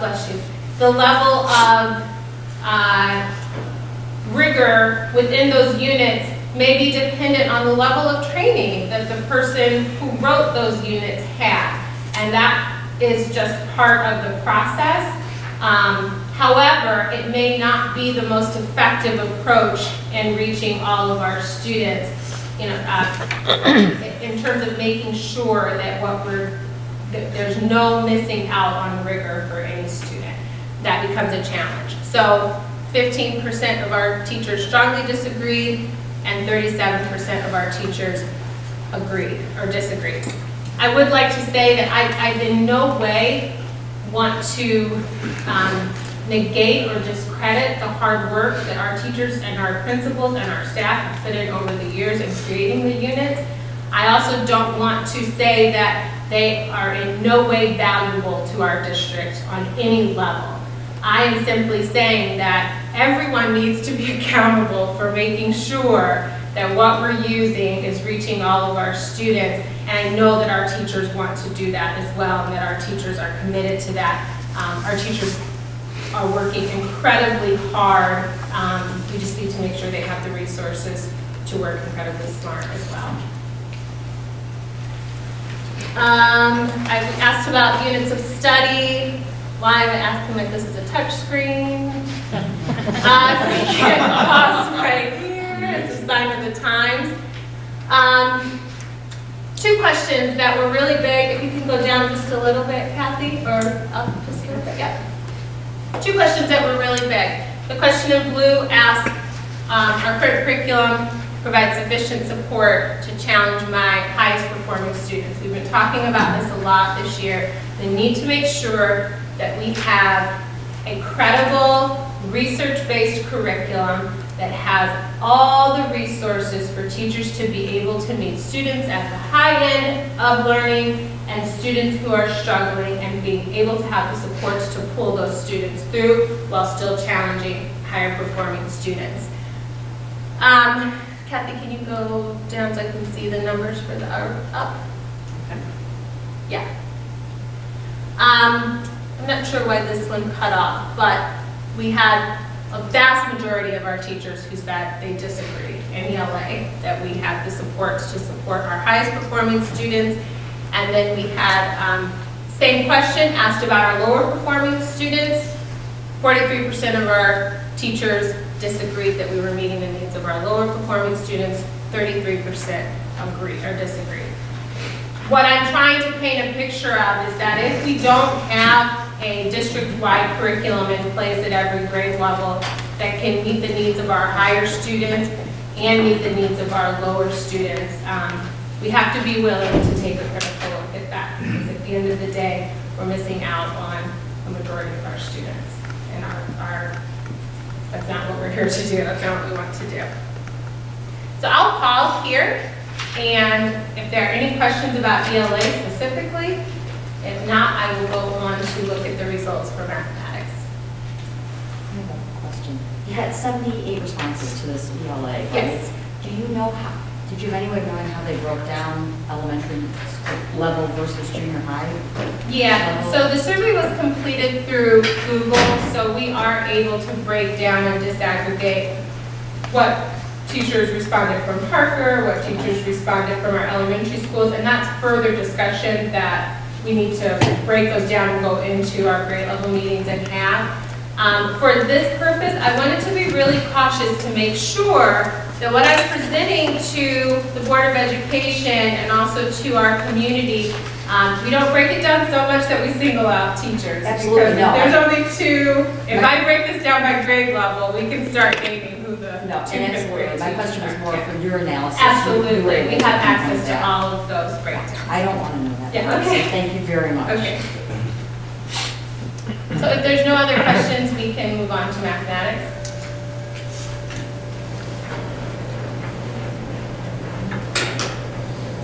All right, same questions. Appropriate texts are available to me. 77% of our teachers disagreed, or strongly disagreed in mathematics. 13% disagreed. Overwhelming majority of our teachers disagreed, or strongly disagreed, that we have appropriate text available in mathematics instruction. This was K through 8. If we can go on, we'll just stop on the same questions for this one. Our units of study are appropriate for meeting the needs of my students. A little more even than it was for ELA, which is not surprising.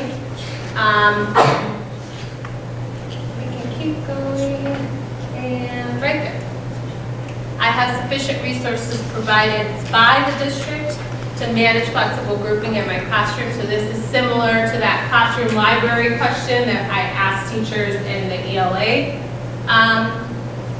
survey. 67% of our teachers strongly disagreed that they have sufficient resources. 19.7% of our teachers disagreed. So again, the majority of our teachers are saying, hey, want to do what's right. We know what we need to do, but we need the resources to do it.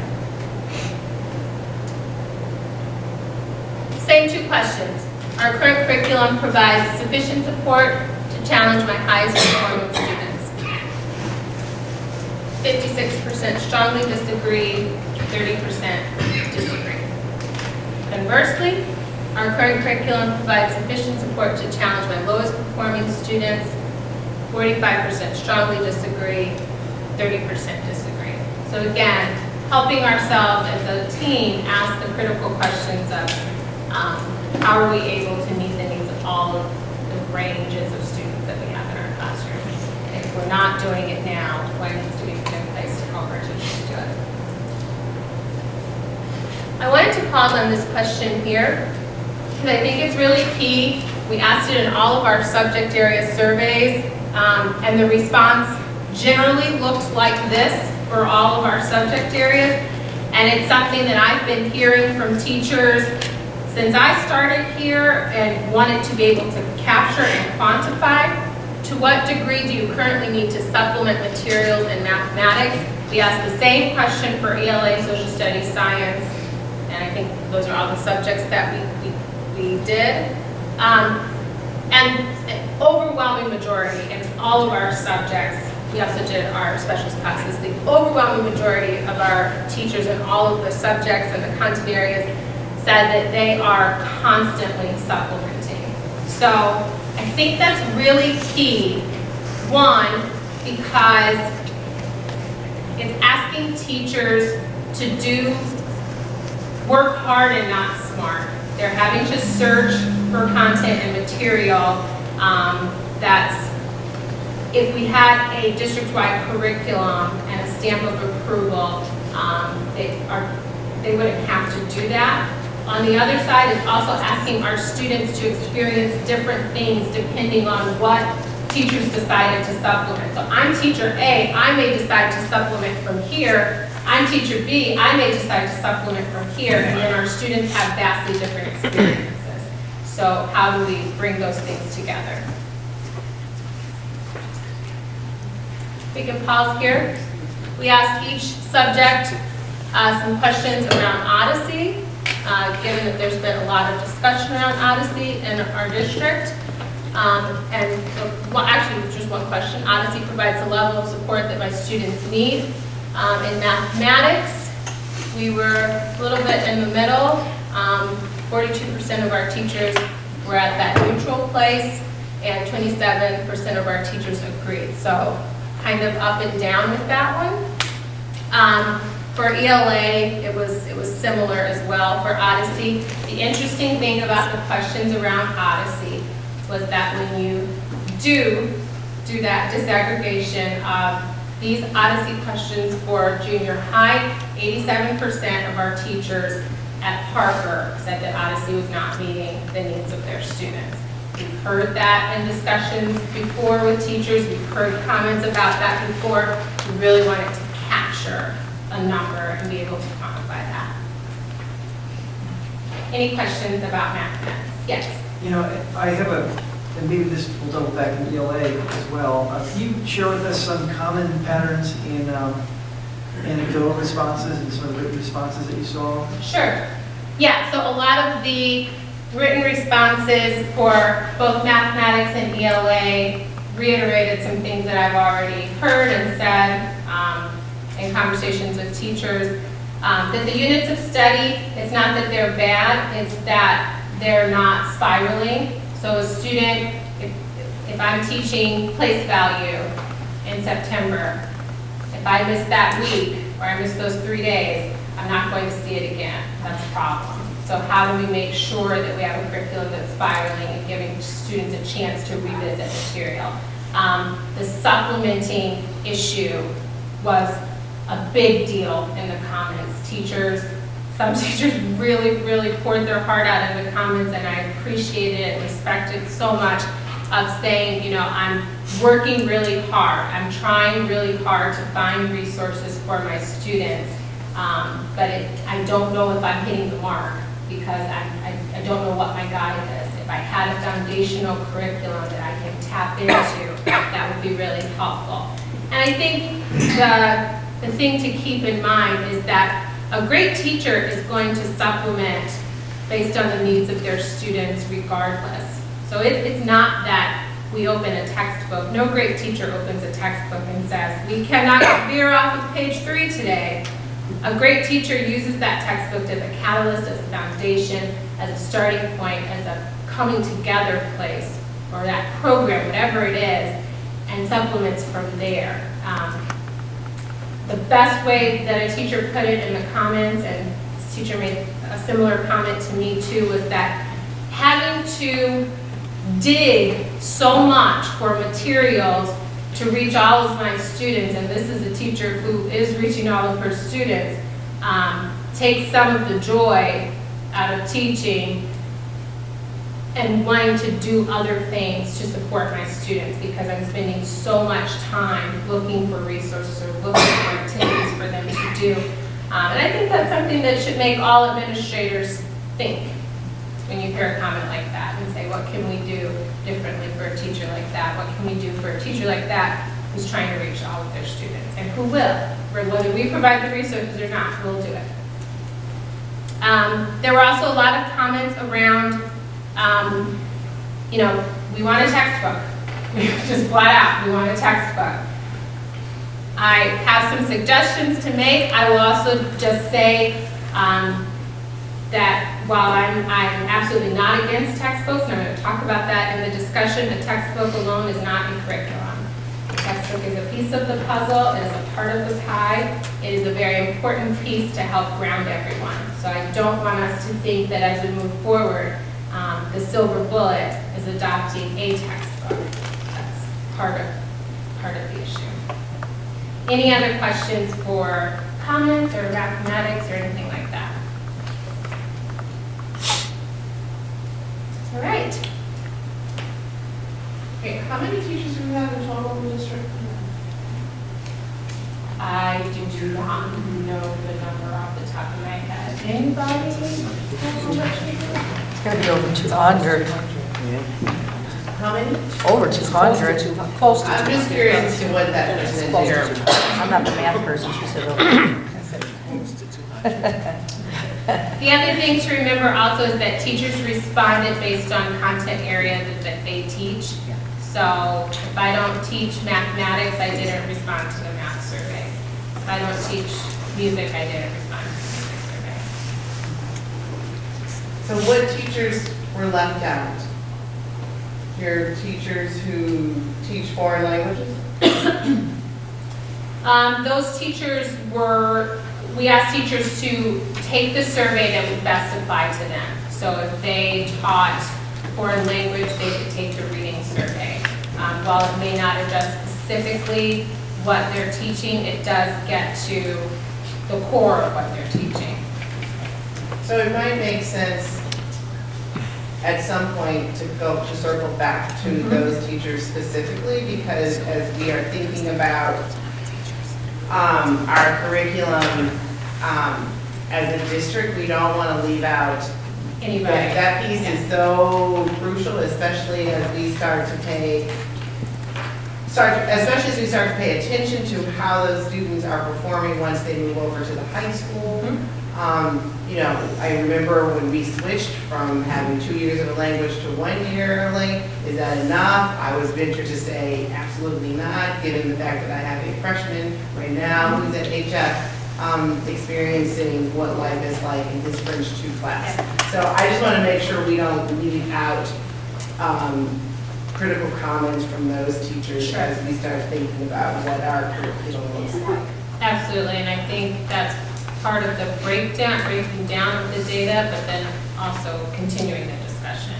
To that point, during finals week at HF, we will be administering a freshman survey to all of our students at whether they attended Parker, Homewood, or Boston IJP, which generally is the 3 schools that HF students are coming from, to get to that question of how well prepared do you feel in your freshman year? How do you feel like things are going? That would be valuable data for us also. I'd probably administer that after they've taken the final. Yes, that is, it's strategic. After they take the final, which they usually, HF told us they usually finish early and have about 10 minutes, and they can take a quick survey, yes. All right, so you could go for just a few slides. So let's talk about ELA recommendations. Again, going back to the issue of making sure that all students at all schools and all grade levels have equal access to high-quality text, and I mean books to take home, books to do book reports on, books to do independent reading with. That's the type of text I'm talking about in this case. That's something that we can address now. I will be working with our vendors to take a look at what we have in our classrooms and create that standard Flossmoor library for each grade level. That is an investment, but I believe that this is something that we could address immediately that will put books in the hands of kids, which is extremely important. Yes? Are we also looking into what the kids actually liked in the libraries as well? Our gentleman who spoke is left, but I think that they're really great resources for very candid responses for what they thought was a great book. Yeah, so making sure that the standard library doesn't become something that kids are uninterested in. Absolutely. Again, ensure a standard of access to reading books provided by the district, which is really key because when a teacher moves, those books would stay in our classrooms, and that is a big issue right now of making sure that if I'm a new teacher, I shouldn't be walking into a classroom that's empty of library books because I haven't built my own classroom library yet. It should be standard for our district. And we are also exploring and testing the use of Achieve 3000 literacy program, which is currently in place at HF right now. We're doing some testing with it with our Parker ELA students to take a look at the effectiveness of that program. They're working on providing us a grant for now until the end of the school year to be able to try it out with our students. It incorporates a lot more writing and a lot more questions and rigor that we'll be able to monitor and see if it's something that we want to take on in the new school year. For mathematics, I think our heaviest push needs to be in mathematics at this time, not just because of our survey results, but also because our student data in mathematics is our biggest challenge across the district. Also in ELA right now, the data that I received from home at Flossmoor High School, our students, former Parker District 161 students are performing better in ELA at Parker, or at HF right now, than they are in mathematics. And that's something that again, this is a right now thing that we can start to address. This is a big undertaking. I would suggest that we look at adopting a district-wide math curriculum that is research-based, aligned to the standards, and provide support for students at all levels. There are several school districts that have copyrighted and research-based curriculums in place. I think it would help us utilize the curriculum to provide clarity of what we're teaching and why to our community, to our parents, and also to our teachers, actually to our students. And really crucial that we need a curriculum that has built-in assessments that we will be able to monitor the effectiveness of our curriculum. And that's really important. It's something we've discussed before. Right now, we rely heavily on NWA to tell us how our students are doing. And we need a more formative assessment that we can utilize day to day. Yes? Two questions. The first is in your conversations with HF, besides being able to communicate that our students are performing better in ELA than in math, were they able to give a comparison about how our students were performing in relationship to homework students and also IGP or Yes, so the math data is coming from HF on that. Just today, I received the data of how, they don't give us IJP as of yet, but right now, I made an agreement with the curriculum directors throughout our area that we would not put that data up there as some kind of comparison, and just so we can keep our relationship good. But right now, our students in ELA at HF are neck and neck grade-wise with Homewood students.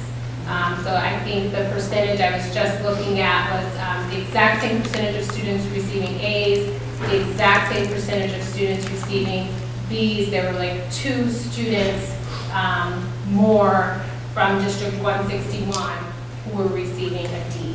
But for the most part, that data was neck and neck, and we have about 50 more students at HF than Homewood does for that class. So again, it's not that I don't think that this full adoption needs to happen for ELA right away also. I'm trying to recognize that in the urgency, we need to prioritize, and that we need to know that we can't take on every subject, everything right now. We run the risk of making decisions that were not well thought through and were collaborative. So we don't have yet that comparison? Not the math data. I do have the ELA data, which shows that we are neck and neck. For this type of implementation, what is the timeline where we're going to be able to do that effectively? And I mean, because, you know, parents are like, okay, go now. But I also know, you know, you go slow to go fast sometimes, but we've been going slow for, feels like a while. Yes. What are we looking at as far as the implementation timetable? Yes, so the next slide. There you go, okay. Yes. So next steps, and I'll actually start with mathematics because that is the one that seems like the bigger undertaking. We will be able to form curriculum committees as a result of our teacher's contract once it is ratified, and we will be able to form committees that can start to look at math textbooks and math, comprehensive math programs. My department has already started to order samples of the ones that are in play at Homewood and other districts that are recommended and that are working the best in terms of the data. So making sure that when those committees are up and running, we can hit the ground running to look at the materials. We will need to look at those programs to determine how well suited they are for our students, how well suited they are for our teachers and their effectiveness. And that will be a collaborative process between our teachers and our administrators and making sure that everyone has a voice in that. My suggestion is that between now and the end of the school year, we pilot 2 programs. And the reason for that is that if we only pilot one and we don't like it, where will that leave us at the end of the school year? We're sort of back at square one with no options. But if we pilot 2 items, we have an opportunity to make a choice, an informed choice about the best one, so that we can move forward in the fall with a full-scale implementation. Are you looking at a limited pilot to simply maybe junior high, or looking at 1 classroom per grade level? What does your pilot look like? I would suggest 1 classroom per grade level. That way we can monitor and really see if it is a program that doesn't fit our students, if it doesn't match with our kids, we know where it doesn't match, and we can have some discussions around why. So if you're looking to do a comparison like a control group of each of the pilots to see if there's any differentiation in their scoring or the NMEA scores, or how are we looking at the assessment of the actual curriculum? Yeah, so that's why it would be really important to also take a look at the internal assessments that are included in the curriculum, because we'll be able to monitor the effectiveness of the pilot based on how our students are doing on the internal assessments. Okay, all right, thank you. Yes. Will this also be true, not perhaps I'm jumping ahead, with, I think you mentioned Achieve 3000? Yes, so Achieve 3000, we are looking at right now for the Parker ELA, and again, they are working on providing us a grant that we will be able to work with for the rest of the school year. Achieve 3000 does have an elementary component. I have not explored the elementary component as much as I have the elementary and the high school component. That's definitely something we can take a look at. again, wanting to be mindful of how much we take on, and what's the give and take of amount of change versus being thoughtful. Yes? This is more of my last question here. and I'll That's have to okay. go.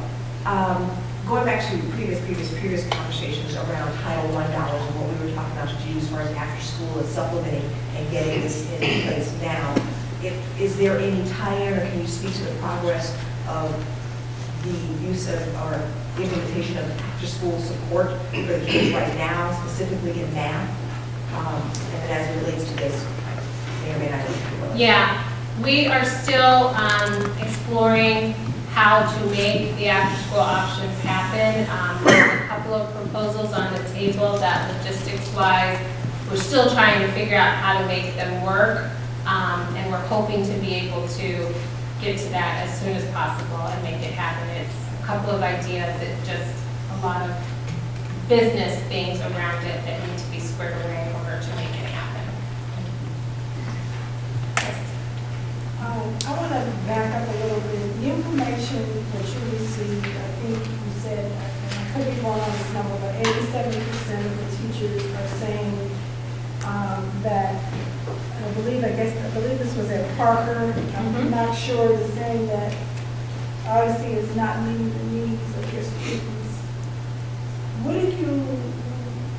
do you plan to, how do you plan to use that data for next steps in dealing with that program? Sure, that's a great question. I think that specifically for Parker, the content of Odyssey may not be at the level of what our students need in terms of the interfacing and the sort of more juvenile aspects of the program. It may not be the best thing to be engaging our junior high students. Also, you know, in hearing that 87% of our teachers at Parker do not think that the program is meeting the needs of our students, I think we need to, as a district, ask ourselves critically, what is the value of a program at any given school that our teachers don't feel like is effective? And I think that's a program. It is not the curriculum. And I think it's prime opportunity to make changes or phase things out or look at something else as we move forward. If we choose to do that, making sure that we still have the things in place to meet the needs of our students. But again, I'm speaking specifically about that program at Parker. So will you be coming to the board with a recommendation about that particular program soon? Yeah, I mean, that's definitely something that we've been discussing this week, and we'd like to make a recommendation around that district-wide soon. And teachers are going to see that the Achieve 3000 program on Friday, or? They've already seen it. Last Friday, yeah. We've been having, had meetings last week to start playing with it and looking at it and starting the pilot as soon as they can pull that together for us. So I think it would be helpful to talk about next steps in terms of short term versus long term. Yeah. And so I don't know if that's one of your next slides or not, but I think the after-school program you alluded to me, that the short term, which could be long term, but you know, in trying to manage, well, let me say that what we don't want to do is be reactive, right? I mean, because the challenges with our curriculum and our test scores and all these things, it did not happen overnight. So we cannot come up with a solution to it overnight. Although certainly being a parent, I absolutely understand the urgency. So the gentleman, I absolutely understand when you talked about your daughter and the need for a book and to make sure that there's rigor, make sure that she is adequately prepared for it. I'm dealing with that as we speak, so I know what you're talking about. So, but I want to make sure we don't create quick fixes because we've identified, once again, this problem. And so let's just come up with something really quick because we know we need to do something. But I also recognize that we do need to do something. And there are these shorter term opportunities that we can think about that would be beneficial, not just for kids in math, but also in ELA, but also I have to go back to the language piece, because I really feel like we have not spent time on really looking at how challenged our students are once they move from Parker over to the high school in their foreign language. Because many of them are struggling. So can we come up with these short-term fixes? Because the reality, half of the school year is gone. So there's only so much you're going to be able to do. So I just think it would be helpful in the next time we have this conversation is to think about it in terms of short-term, realistic short-term, realistic long-term, and also what are the goals that we hope to get out of these short-term, and how will we measure those? Because we need to actually make sure those short-term activities are successful when we think about should we implement this for the long term. So if we're doing an after-school math club, for example, how are we measuring whether or not it's working? It's not just about, I need my kids somewhere to go after school once a week, but are we really making a difference in these students at all different levels? And then should it be something that we implement long term? Yeah, and I mean, agreed. We could pilot 2 things this year and agree that neither one of them work for our students. So that's the flexibility that we need to give ourselves to make sure that, again, we aren't reacting and saying, we have to pick one of these, or we have to do this whole hog. I think there's opportunity in being able to process. To that point, I think some considerations moving forward. Anything that we pick up curriculum-wise, and especially if we're doing it district-wide, we really need to think about release time and training for administrators, teachers, and staff. That things will require training, that we will need to, wanting to be conscientious about teachers being in the classroom, but also understanding that when does that training happen? When do we make that work? And multiple departments need to be involved in making that work. And then, to your point, implementation takes time, commitment, and monitoring. That, again, nothing, the urgency that we feel right now, we don't want, there's a balance between being urgent and hysterical. We want to make sure that we're really being thoughtful in that process as well. And then, last but certainly not least, funding. So, wanting to make sure that we understand that if we pick up curriculum and we purchase research-based curriculum, that it requires a commitment to funding, recurring costs for consumables, which wanting to make sure that we have workbooks for our students and licenses to parts of the curriculum that are required, that those things would take financial commitment over time as well. Can I ask a question? Yes. Aside from math, aside from ELA, and I mentioned this before, and I don't know, I'm going back to my experience in school, watching my oldest daughter and my youngest daughter. I don't know if it's any a consideration, but our kids are not taught to type. And they're going to do that as they go forward. I mean, my oldest one had a honey cake. I came out of a school, went to a magnet school where I learned to type. In grammar school, I was typing in 3rd, 4th, 5th, and as we went all the way up to 8th grade. So it prepared us for high school. By the time I got to high school, I could type so well, I got a job typing. But my point is, is there anything that anybody anything about that? I mean, that's important. They're going to type term papers. They're going to, in high school, go beyond that. And I think that's just, wording is fine. I'm not even sure that we even do that anymore. But typing, I think, is key. That's one of the things that we discussed as a team in looking at Achieve 3000 for our middle school students, that it does require students to write each time, and if they're doing it on their Chromebooks, then they would be required to type. That's a small piece, but it's a step towards supporting exactly what you're talking about.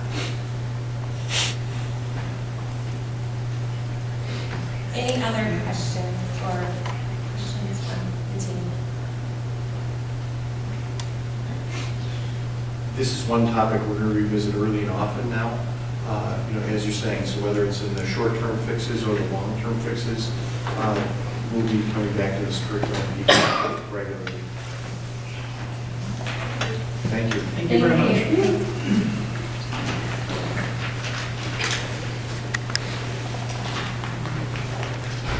Next on the agenda, we have fiscal year board topics included with the board documents. There was a calendar of board topics. Dr. Pop, did you want to elaborate on this? Or? I appreciated when I first met with the board that I pointed this out, that this is on the website for anyone to see, so that people who have an interest in particular topics can come on to that, come to the January board meetings, and you'll see these. There's 5 or 6 topics there already. I asked that we put this on the agenda to solicit, and you kind of already started doing it a little bit tonight, to solicit other topics that the board wants us to calendarize, so that our team can put together, when we can hit that topic for you. And I know I referenced when I first met with board members, there is a board policy that talks about this, that says if 3 board members want to get a topic on the agenda, they need to let myself know or the board president know. Easiest way is via email or in a meeting like this, when 3 of you say, hey, we really want to hear more about those resources for ELA. And so that then we can get it on here and make sure that it helps us in our planning of our presentations of our work. So that is what this topic is, and I'll toss it back to you. Well, I think you've nailed it, so to speak, but certainly if somebody does want to put some relevant topic, I know that over the course of, I think, the last 4 months, things have come up. There's a question about when we do this typically, or when we've done something historically. I think this is a great tool to understand where that might be most appropriate. And again, if someone has a general topic we would like to address, that's something that we could look at. And certainly, if there's a very specific agenda item, we have a policy for that as well. But this is actually something that's even covered in the superintendent's person, in the board president's training, where it really is very helpful to have something like this, where as a board we can plan the future, but also for the community as well, to stay engaged and understand when things will come up, so that it's not a surprising. We're appointing an auditor in January. We're appointing an auditor in January. That might have been something you wanted to really plan your holiday schedule on. What do we do with board calendar for the upcoming year? The board meeting calendar, isn't it in June? We would do that. As a single board. I'm sorry? After the board is set. Yes. Okay. So to Mrs. Harrell's point earlier, you asked about board member growth and taking away professional development, and you're exactly right. I think this is where it fits on there now. Mrs. Odom brought us all a book. I'm assuming that there's some good context that goes with this. I don't know if we were, preparing to present or read this and then discuss it as part of an agenda, or if we were going to discuss some certain topics for board member growth. I think that's my point, is if we're going through these programs and spending money to go to those programs, it shouldn't stop at 5 minutes, two written sheets of paper and 20 minutes worth of kind of bullet points without context. So this is great, but just to hand us a book doesn't give a shared experience to the board members. So maybe that's the kind of thing you're thinking about bringing forward. I don't know, but I would think that if you're talking about board member growth, that's something. Yeah, but I am. I'm talking about when our kids, and I'm not expecting them to teach me. I'm expecting No, not that. I'm expecting that a resource is brought back in this meeting as an individual board member, choosing to take my responsibility seriously and then taking whatever resource and doing my own. That's what I'm talking about. There's board development, we talked about board retreats, we've had board retreats for which we've honestly not been able to get 100% participation ever. That's a board development opportunity as a group. The tri-conference is an optional opportunity for people to go forward and build up their individual intelligence as a board member. And then they can bring back what they need to. But see, for me, this is a great book because I am going to read some of this for myself, and not all of this. But Timmy's interpretation of this book, or what she learned, is Timmy's I'm not interpretation. talking So about I'm not asking her. teaching, that's what I'm saying, like, if we all read it and shared, we can do it that way. I didn't know if that's the kind of thing. Well, we tried that, and that's group learning. But again, we kind of get into some weird stuff, and then we're working on that, right? We're working on our board culture. But when you start getting Can I board clarify? development, and this is totally off topic. No, This is good That's- discussion, but this is. It's fine, but just to clarify, and I think it's a good suggestion, that you're suggesting that we have No, like a specific I time didn't when we know might what, discuss. we were getting a book, and I thought maybe that was one of the things you were going to Well- get back from the. Well, in truth, I've been reading this since I got on the train at the conference. I gave one to all the administrators too, because they literally gave away all these books. And so we decided, well, let's get them for all the administrators. And you know, as I handed them out, I said, there's no obligation to read this, you know. But it's one of the things that I think would be great to be in a professional library. But I think you brought up a good point that it might be worthwhile in the future, say in, I want to say the February Cal, maybe we take a look and we reflect on some of the ideas if people have had a chance to read this as a board. And at that point, we can have an opportunity to share out some of our observations. I think that's a great idea. Well, we know that, we've taken chapters of Sure. books, and everybody was supposed to bring a chapter, and we read it, and then we dissected it. and- Fortunately, we never completed that. Right. Yeah, it would be nice to. complete Well, that. it was, I That was agree. purely about board member learning. I agree, and that's also something that we can look at as we update our calendar. But and I think that we can bring in some of those ideas. They don't have to be mutually exclusive. It's something that we can even in maybe a midterm or a mid coming to order review, we could look at some of the highlights of that and see how it relates to Powerful Educator by Maui Asagina. But that's, again, something we can perhaps discuss in January. I know a couple of the topics that I heard today in the, regarding what happened at the Tri-Conference, and this district's already been talking STEM or STEAM education. And so while I can't put it on here at the moment, I know that that's going to be something that, from the administrative perspective, that we want to keep revisiting. It certainly fits in really well with what we just heard as far as, curriculum going forward.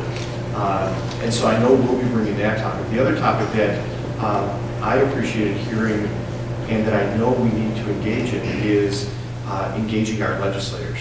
To me, that is so very important.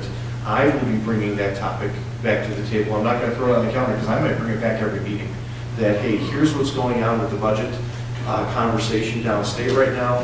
We need board members to pick up the phone to call our legislators. We need parents, we need administrators to call because what I found in my previous district is that made a huge difference. Had legislators telling us that when the 2 budgets ago that our lobbying efforts made a difference for them, going and testifying to committees, education committees, funding committees downstate meant something. And so I'll keep bringing that one back. That one's not going to be a just pick a point on a calendar. I think we're going to talk about that regularly when that starts heating up. Because we certainly can't afford to lose dollars. We don't want to lose dollars. We want to get whatever we can to serve the needs of our students. And without putting numbers up there, those are big ticket items that we just heard about. And once we know what those programs are, we'll start to put numbers to them. But we need to advocate for those things. We need to advocate. We need after-school programming. Do we have the funding for that right now? Hopefully by May 8th, I'll be able to answer that question very well and where those dollars are coming from. But we need to be advocating for those things. So I've got on my list of things to do, to talk to our local legislators, talk to our local government officials, and then I will be encouraging people to do the same, especially when we get to those conversations, budget first at the state level, and then as they propose other laws that would have any kind of impact on us, that I would engage in a dialogue with the board about which way we want to go as far as asking them to pass or asking them to not pass. Building relationships, I think it's truly important in that aspect. Yes. Certainly. If there's no further comments, I would like to move on to the next agenda item, which is our executive session. At this time, we will be entering into the executive session to discuss matters relating to personnel, 5 ILCS 120/2C1, collective bargaining, 5 ILCS 120/2C2, litigation, 5 ILCS 120/2C11, closed minute review of executive minutes 18 months or less, destroying audio recordings of closed meetings after 18 months, review of executive minutes recommended for release, and review of executive minutes recommended to be kept confidential. 5 ILCS 120/2C21. I will entertain a motion at this time to enter into executive session. Huckabee's first.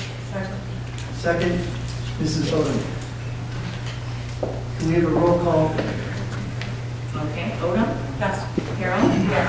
Marks? Yes. Worth? Yes. Huckabee? Yes. Paredes? Yes, and the motion is passed. We are in this executive session. I imagine we should be there for about an hour. Let's go. Okay, we're back in open session. Next on the agenda is the approval of personnel report. I will entertain a motion to approve the personnel report as presented. Motion? Mrs. Harrell? Second, Mrs. Odom. Any discussion? Move the roll call, Mrs. Brito? Okay. Worth? Yes. Odom? Yes. Carol? Yes. Marks? Yes.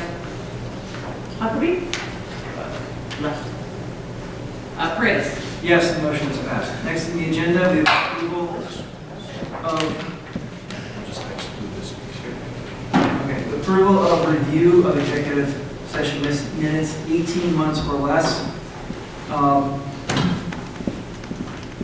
Items to remain confidential. Items to remain confidential, recommended for Release. release. A motion? Mrs. Harrell, second. Mrs. Odom, any discussion? Move the roll call. Okay, Odom? Yes. Carol? Yes. Marks? Yes. Worth? Yes. Paredes? Yes, the motion is passed. Next on the agenda, we have the approval of the 2016-2020 FEA collective bargaining agreement. I will entertain a motion. To approve the 2017-2020 FEA collective bargaining agreement as presented. Seconded. First, Mrs. Hart, second, Mrs. Harrell. Any discussion? Quick roll call, Mrs. Brito. Okay, Marks? Yes. Odom? Yes. Worth? Yes. Carol? Yes. Huckabee, excuse me, Paredes? Yes, the motion is passed.